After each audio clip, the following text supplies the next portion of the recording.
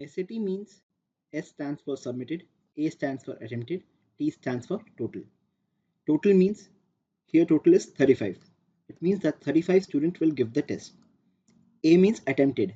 It means 24 students have started the test. S is 0. It means none of the students has submitted a test till now. Also, you can see what this data shows us. This data shows us that 11 students have not started the test.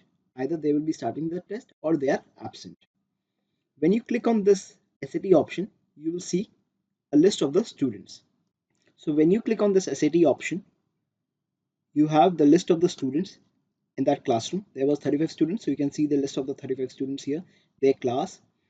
Also, if 3 cross are there, it means they have not started the test. If 1 cross are there and the buttons are active, it means they have started the test. If suppose 2 ticks are there, it means they have also submitted the test. If 3 ticks are there, it means their paper are manually evaluated by the teacher also, attempted, submitted and manually evaluated. During the test, suppose if the test was terminated either by technical difficulty or some suspicious activity, you can enable resume the paper just by one click here. When you click on enable resume this option, you have to type the access code. If you don't want to give any access code, just keep it blank. If you want to give any access code 123, anything you can write and just share the same with the student, then only they will be able to start the test. If you don't want to give access code, just keep it blank. I again repeat it. If you don't want to give any access code, just keep it blank and click on save option. Once you click on the save option, the paper is resumed for the student. Suppose the student was doing the paper. Out of 10 questions, he has attempted 8 questions, and at 9th question, his internet went off. So he could not submit the test properly. So there's an option to update score. It means submission on behalf of the student. This can be undertaken by the teacher.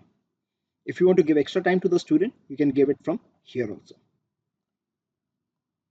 Now let's see what is manual evaluate. In manual evaluate, you will see the question and the student answer in real time.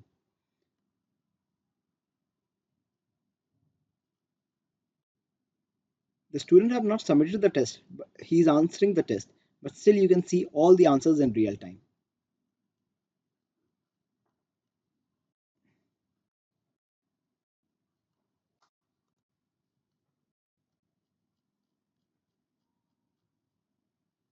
So once the paper is submitted, then you can give score, remarks and everything. That I will show you in a separate tutorial.